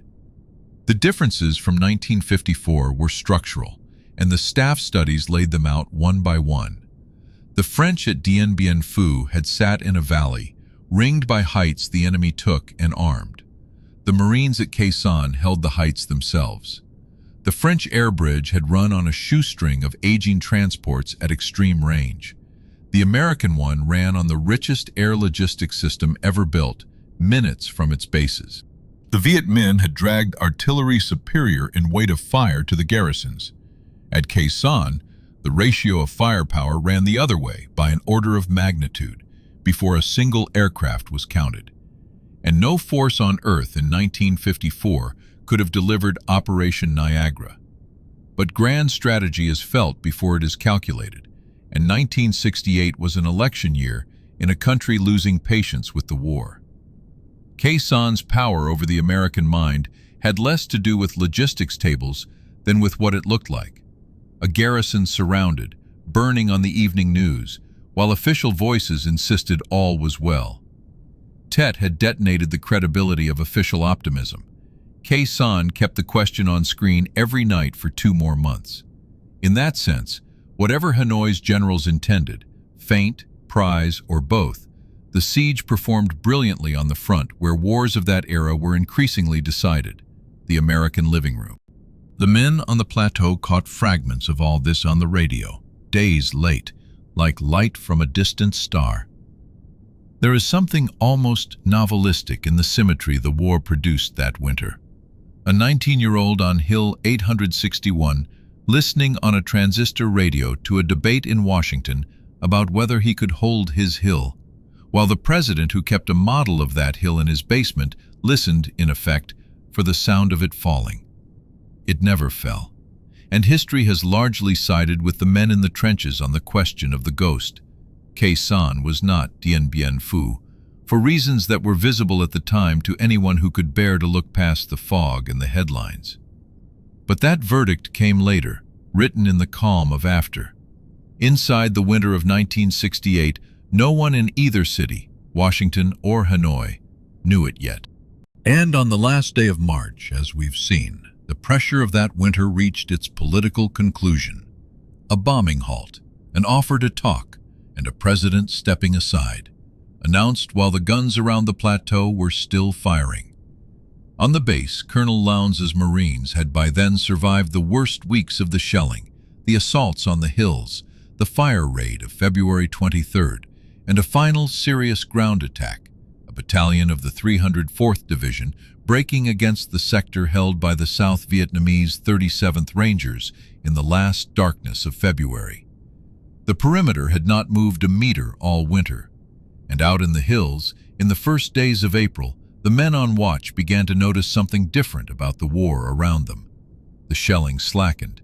The trenches opposite went quiet in places, and from the east, up the line of Route 9, came a new sound under the fog. Helicopters, in numbers no one at Khe Sanh had heard for 70 days. The cavalry, literally the 1st Air Cavalry Division, was coming. The operation to reopen the road to Khe Sanh was named Pegasus, the winged horse, and the name was a small joke with a serious meaning. The relief force would not fight its way up Route 9, kilometer by kilometer, the way relief columns had died trying to reach besieged garrisons throughout history, and the way a French column had failed to reach Dien Bien Phu. It would fly over the problem. The instrument was the 1st Air Cavalry Division, the great experiment of the American War, an entire division built around the helicopter, able to lift its battalions over terrain and drop them onto hilltops with their artillery arriving slung under Chinooks minutes behind.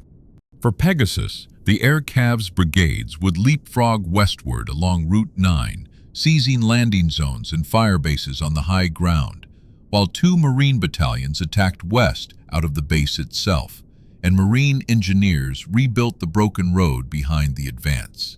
All told, a force of some 30,000 would converge on the plateau that 6,000 had held all winter. The operation opened on the 1st of April, in the fog, which delayed the helicopters but not the Marines on foot. Over the first days, the pattern set in. Cavalry battalions swooping onto hills that dominated the road, artillery raining onto suspected blocking positions ahead of each bound, engineers with bulldozers and bridging equipment working westward under escort. Resistance was real but strangely uneven. Sharp fights at some positions, abandoned trench works and cold bunkers at others. The besieging divisions, bled all winter by Niagara, were pulling back toward Laos and the DMZ, even as the relief force advanced, leaving rearguards to make the Americans pay for the road in time rather than blood where they could. The staging ground for all of it was a scratch base the cavalry built from nothing in the last days of March. Landing Zone Stud, carved out of the scrubland at Kha Lu, 20 kilometers east of Khe Sanh, where Route 9 came down out of the worst of the mountains. Within a week, Stud was one of the busiest heliports on Earth. Fuel bladders and ammunition pads, a light airstrip, gun batteries, and a permanent brown hurricane of rotor wash as the lift battalions cycled through. Men who watched the buildup from the hills above described the sight that had been missing all winter, the war's abundance, arriving in bulk just over the horizon from the siege's scarcity. The fog had one last card to play.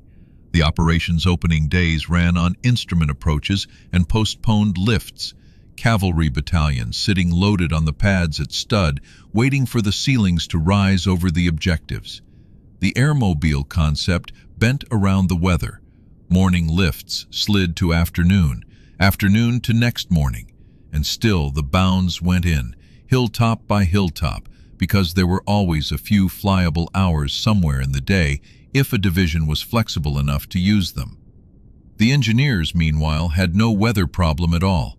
Only mines, blown bridges, and 5 winters' worth of neglect. They worked Route 9 like a single long construction site under occasional fire, and the histories note with satisfaction that the road crews very nearly kept pace with the air assault. Some of those rearguard actions have their own place in the histories. At the old French fort near Khe Sanh village, and on the hills flanking the final kilometers, cavalry and South Vietnamese airborne troops fought short, vicious engagements in the first week of April. And on Easter Sunday, the 14th of April, the Marines closed the last account of the siege proper. The 3rd Battalion, 26th Marines, assaulted Hill 881 North, the height from which so many of the winter's rockets had been launched, and took it in a day-long fight that the regiment's veterans still mark. From the crest, the men of 3/26 could look south to Hill 881 South, where the flag they had watched all winter was flying on its antenna mast. But the moment history remembers came earlier, on the 8th of April, 1968. That morning, troopers of the 2nd Battalion, 7th Cavalry, the descendants, as every newspaper noted, of Custer's regiment, walked up Route 9 and through the wire of Khe Sanh Combat Base. The official term was link-up. The photographs show grinning, filthy Marines shaking hands with clean-shaven cavalrymen along the trench line. Someone hung a hand-lettered sign near the perimeter road, and the cameras found it, and it said what the garrison had decided the siege had proven: Khe Sanh, under new management. 77 days. That is the span from the first bombardment on the 21st of January to the link-up on the 8th of April that entered the books as the Siege of Khe Sanh, though the men on the hills, who were assaulted the night before the first shell hit the base, and the men who fought on 881 North a week after the link-up, would tell you the arithmetic of the thing was never quite that tidy. What had it cost? The official figures for the defense, Operation Scotland, the Marine Corps' name for the battle, recorded 205 Americans killed in action at Khe Sanh itself, with well over 1,000 wounded seriously enough to evacuate. Every historian who has worked on the battle, starting with the chaplain diarist Ray Stubb himself, has pointed out how much that tidy number leaves out. The hill fight's casualties folded into other ledgers: the air crews, the Special Forces men at Lang Vay, the soldiers of Pegasus, the South Vietnamese Rangers and Airborne, the CIDG Irregulars, and the BRU.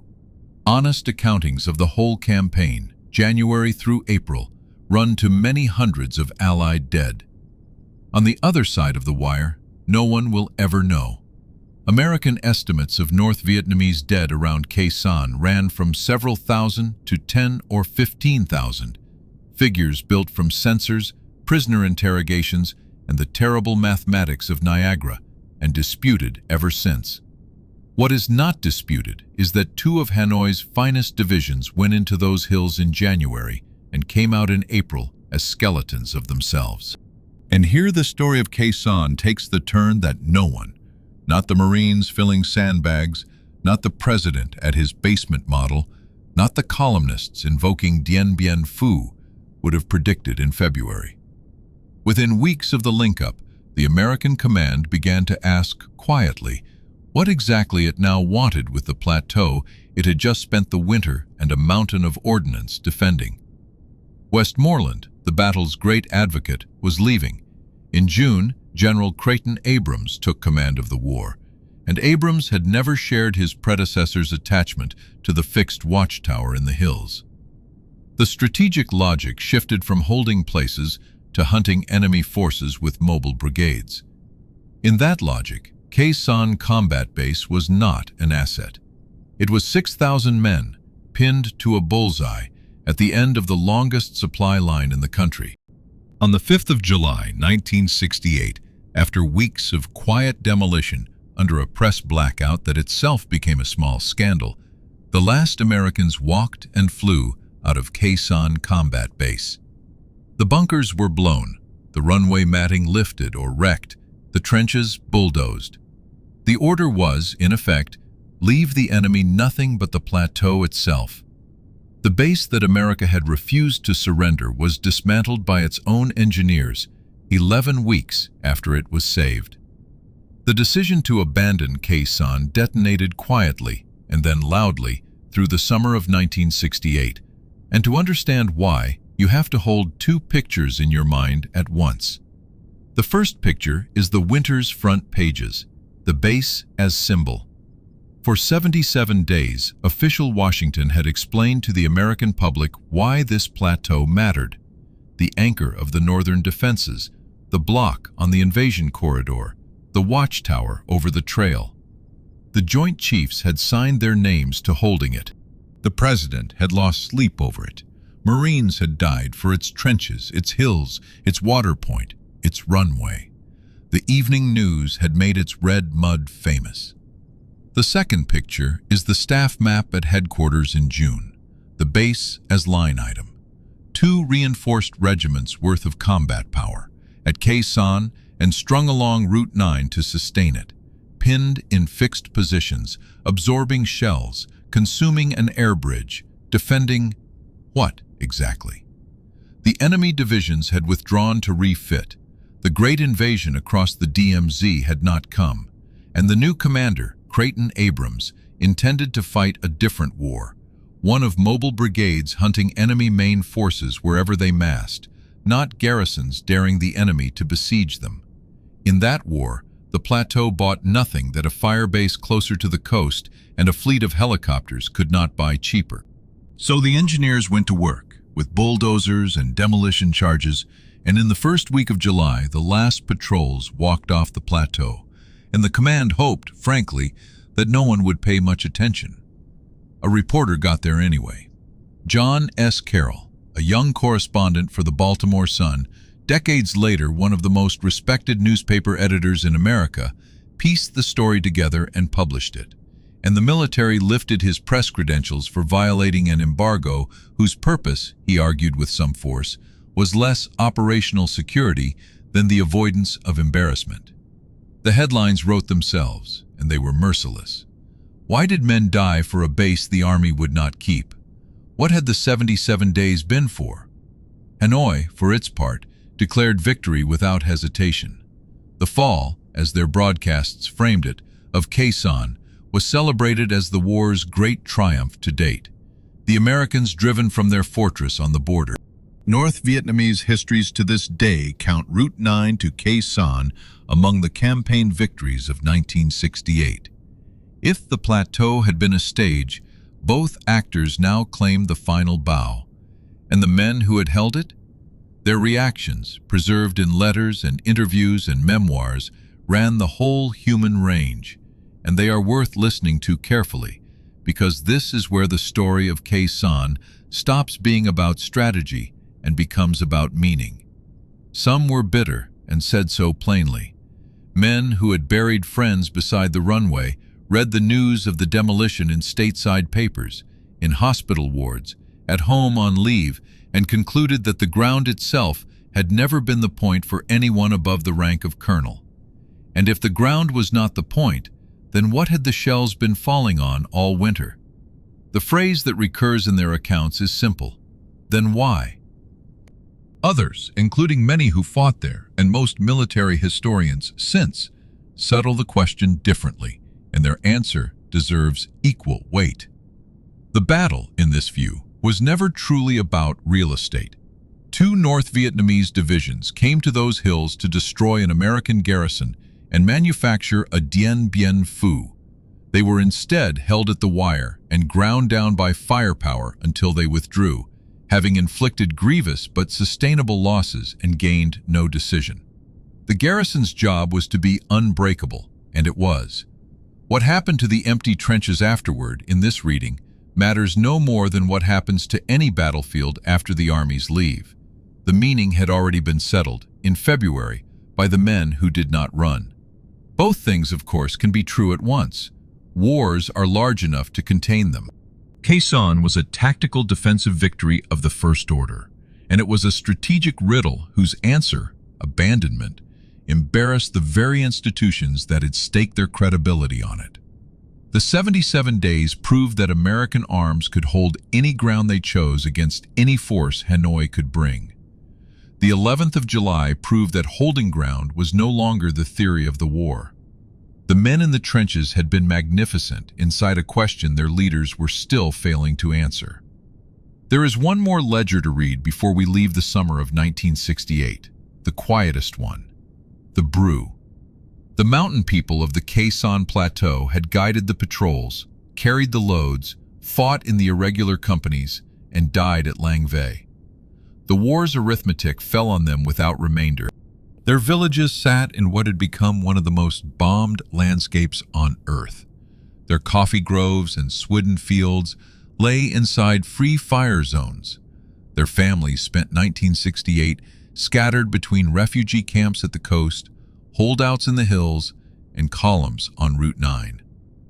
When the Americans left the plateau, the Brue did not get their world back. The fighting rolled through that country again in later offensives, and after 1975, the Highland people's long, complicated struggles continued under the new order. Veterans of the Special Forces and the Marine Combined Action Units who had lived among the Brue spent decades afterward writing, testifying, and raising money on their behalf, a loyalty that outlived the war by half a century. Any honest telling of Khe Sanh keeps a chair at the table for them. By autumn 1968, the plateau was silent. The monsoon washed the red mud over the filled trenches. The war moved elsewhere, to the negotiations in Paris, to Hamburger Hill the following spring, to Vietnamization and the long American withdrawal. Khe Sanh had one more brief hour of military significance ahead, in 1971, when the abandoned base briefly came back to life as a staging area for the South Vietnamese thrust into Laos, Operation Lam Son 719, and the old runway heard engines again. That campaign ended badly. The base emptied a second time, and after that the plateau passed out of the war for good. What remained was the name. In America, Khe Sanh had entered the language that winter and never quite left it. Shorthand, depending on the speaker, for stubborn courage, for official folly, for the whole bewildering war in one word. It shows up in histories and memoirs, in songs. An Australian band even made Khe Sanh the title of what became an unofficial national anthem about veterans who couldn't settle down after the war. Very few battles become words. This one did. And for the men who were there, it became something more specific, a membership. They began holding reunions within a decade, the veterans of the 26th Marines, the air crews, the corpsmen, the Special Forces survivors of Lang Vei. And at those tables, year after year, the 77 days were counted again, name by name. The chaplain, Ray Stubb, turned his trench diary into decades of archival work, collecting rosters, letters, after-action reports, tracking down every casualty story, until his documentation of Khe Sanh became, by wide agreement, the most complete private record of any American battle of the century. Asked why, he gave the answer of the whole community of survivors. Because the men deserve to be remembered accurately, not as symbols of anything, but as themselves. Go to Khe Sanh today, and you can.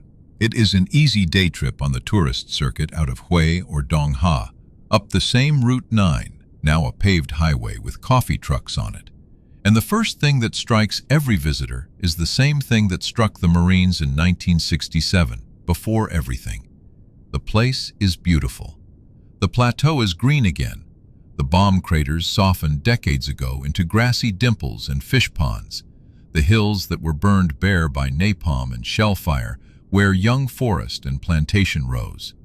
And everywhere, in every direction, there is coffee. Because the red basaltic soil that got into every rifle and every cup of water in 1968 turns out to be superb coffee-growing earth. The French had known it a century ago. The Vietnamese rediscovered it after the war. And today the Hoang Hoa district around Old Khe Sanh is one of the country's respected Arabica regions. Where the ammunition dump burned and where the trench lines ran, farmers in wide hats walk the rows picking coffee cherries, many of them Brue, whose people never left these hills, whatever the century did to them. Of the combat base itself, a little survives, curated. The Vietnamese government maintains a small museum on the site, a modest building among the coffee, with a stretch of restored runway matting, a few aircraft and helicopters parked as monuments, a bunker rebuilt for visitors, photographs and captions telling the battle in the victor's voice. Veterans who return, and thousands have over the decades, describe the strange gentleness of the scene. Standing on mown grass, holding a GPS fix or an old map, trying to convince their own bodies that this quiet lawn is the exact coordinate where Charlie Med stood, or the ammo dump, or a trench where a friend spent his last night. The fog still comes in on winter mornings, exactly as it did. More than one returning Marine has written that it was the fog, not the museum, that finally made the place real again. For years after the war, the plateau had a harder economy: scrap. The battlefield was one of the richest metal deposits in the province. Shell fragments, shattered matting, the buried steel of a demolished base, and local families, Brew among them, dug and collected and sold it by the kilo, sometimes at terrible cost when the ground gave up something still live. Unexploded ordnance killed and maimed in Quang Tri for decades. The province was, by many counts, the most heavily contaminated in Vietnam. International demining teams, some staffed by veterans of both sides working together, have spent 30 years walking the plateau meter by meter with detectors. Their work continues today, quiet and unglamorous, clearing the last arguments of the guns out of the coffee soil. The hills wear their old numbers only for the visitors. Hill 861 and Hill 881 South are farm and forest now. A traveler with permission and a guide can climb them, and veterans do, following memories up slopes that were once wired and mined and are now simply steep. From the crown of 881 South, on a clear day, you can see the whole story at once. The plateau below with its neat green rectangles, the museum's flag catching the light, Route 9 threading west toward Laos, and the far ridgelines where the trails ran. Men who spent 77 days there in holes have stood on that summit in their 70s, in walking shoes, in the sunshine, and reported the same double vision. The past laid perfectly over the present, both fully visible, neither canceling the other. At the museum guest book, the entries run in every language of the war and after it.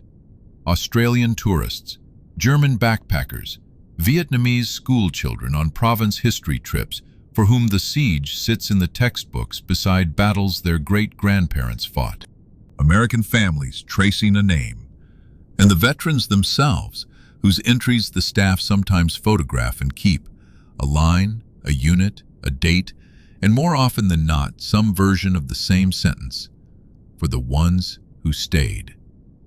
Increasingly, the visitors are the children and grandchildren. The veterans are in their late 70s and 80s now, and many of the pilgrimages of recent years are made for them rather than by them. A son carrying his father's unit patch and a map marked in the old man's hand. A daughter scattering a portion of ashes quietly with the museum staff's practiced discretion near a coordinate that meant something.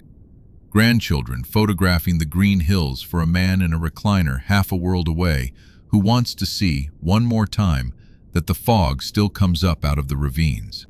The staff at the little museum have watched this generational handover for 2 decades, and they will tell you the questions have changed. Less, which trench, more, what was he like here? But the gravity of the place holds steady, one family at a time. Former enemies have met on that lawn, more than once, on camera and off. The encounters follow a pattern the veterans of many wars would recognize. 2 old men, interpreters, formality, and then the maps come out and the fingers start pointing at hillsides, and suddenly they are 2 professionals comparing notes on the worst winter of their lives. Which trench, which night, which barrage? The interpreters struggle to keep up. The politics evaporates. What remains is the thing only the other man can confirm, that it was real, that it was exactly that hard, and that they were both there. That, more or less, is what became of the most watched piece of ground on earth. It feeds people now. Its soil, which soldiers of 2 armies carried in their skin and their lungs and cursed all winter, turns out to have been patient wealth all along, waiting under the wire and the matting and the war for someone to plant something in it. There are places where history sits heavily forever, and places that shrug it off. Khe Sanh, against every expectation of 1968, turned out to be the second kind. The ghosts are honored, but the mornings belong to the coffee pickers, and the fog that rolls across the plateau at dawn rolls over ordinary life, the way it rolled over the elephant grass before anyone came with maps and code names. The plateau, in the end, outlasted every argument that was ever made about it. More than half a century later, the shelves groan with books about Khe Sanh, and the arguments have long since settled into their permanent shapes.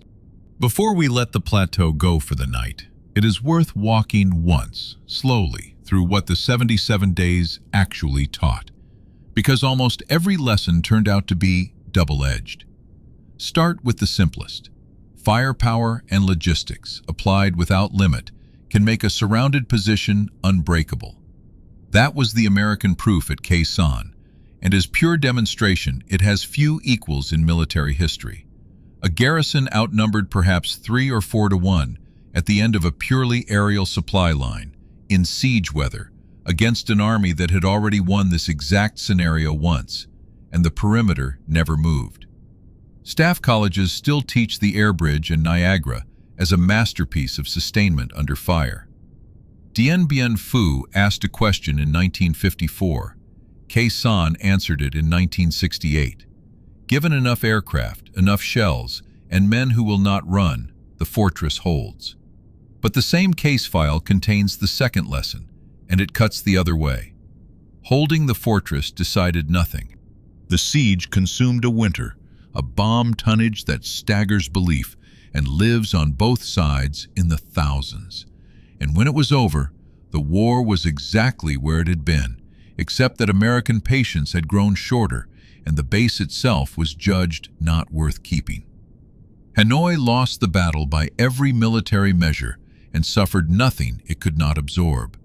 Washington won it and gained nothing it could spend. Historians who defend Westmoreland point out, fairly, that destroying 2 enemy divisions' effectiveness is not nothing. Historians who bury him point out, just as fairly, that a war in which your victories change nothing is a war whose theory is broken.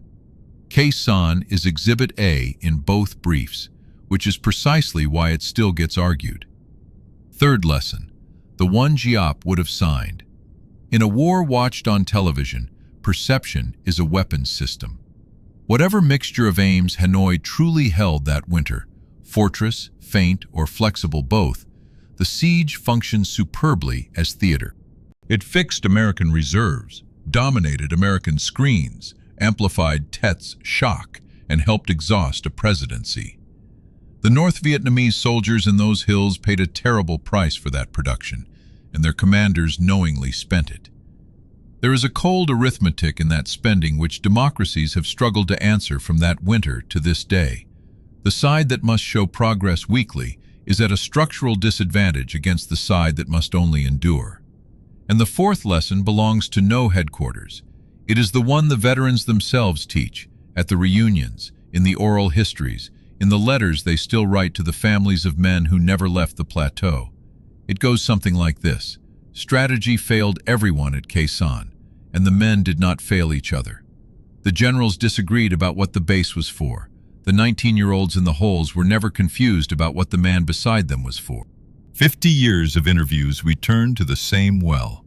I was there for him. That is not a lesson about Vietnam in the end. It is the oldest fact about soldiers, rediscovered in red mud, under fog, 77 mornings in a row.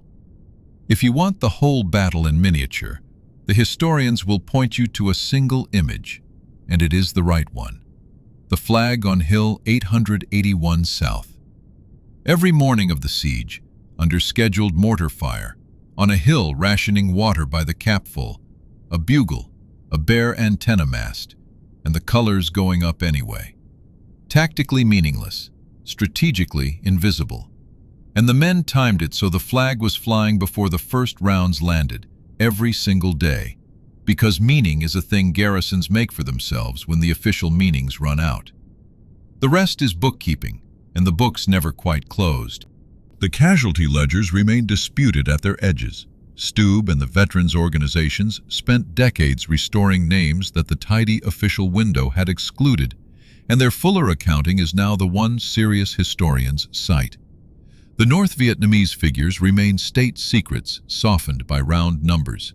The Great Faint debate remains formally unresolved because the archive in Hanoi that would resolve it remains closed, and the men who could have answered from memory, Giap lived to be 102 and smiled past the question in every interview, took their answer with them.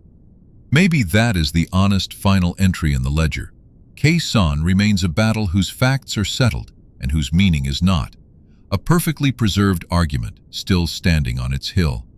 Literature got the last word, as it usually does. The most influential pages ever written about the siege came not from a general or a historian, but from a 27-year-old correspondent for Esquire named Michael Hare, who spent weeks in the trenches that winter and later distilled the war into a book called Dispatches, by wide consent one of the great works of war reporting in the English language, with Khe Sanh as its long, hallucinatory centerpiece. Hare wrote down what the official histories had no column for: the sound men's voices made during a barrage, the jokes, the 1,000-meter stares, the particular madness of living famous and buried at the same time. Generations who never read an after-action report know Khe Sanh through Hare, and through the films his prose later fed. When people far from military history sense that there was something both heroic and hollow, intimate and absurd about that winter on the plateau, that sense traces back, more often than not, to a reporter in a hole riding by red flashlight while the ground shook. But arguments are for the daylight. It's late now. Let the historians keep the watch from here. Come back to the plateau one last time, not to any date in particular now, just the place, at night, as it always is. The fog has come up out of the ravines the way it has every winter night for 10,000 years, long before the road, long before the runway, long before anyone numbered the hills. It moves across the coffee rows without a sound. It settles over the little museum, over the mown grass where the trenches were, over the soft green dimples that used to be craters, and it erases, one by one, every line the 20th century drew on this ground, until there is only the shape of the land itself, breathing under cloud. Somewhere up in that darkness stands Hill 881 South. If you climbed it tonight, you would hear nothing but wind in young trees, and water somewhere, and your own steps on the path. The trenches are grass. The wire is gone.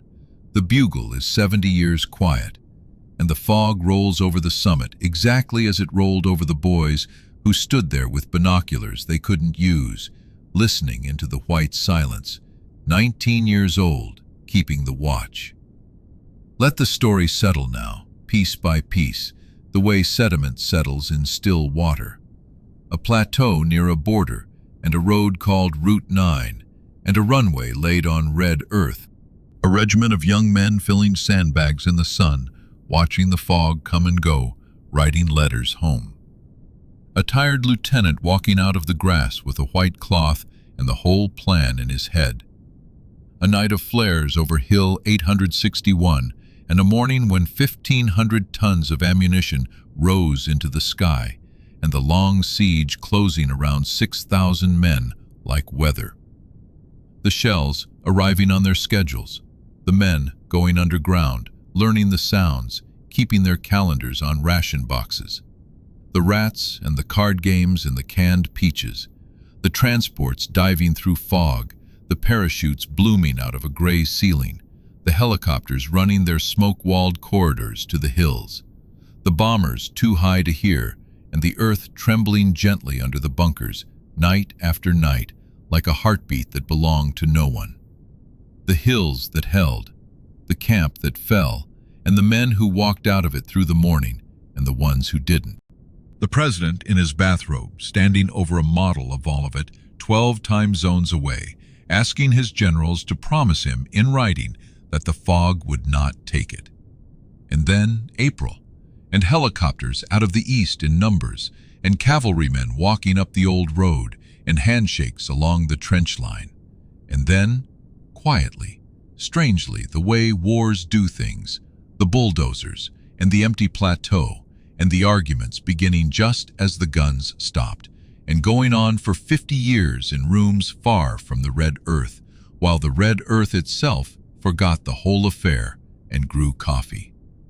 77 days, 205 names on the official rolls, and hundreds more that belong beside them, and thousands upon thousands across the wire whose names no one will ever collect.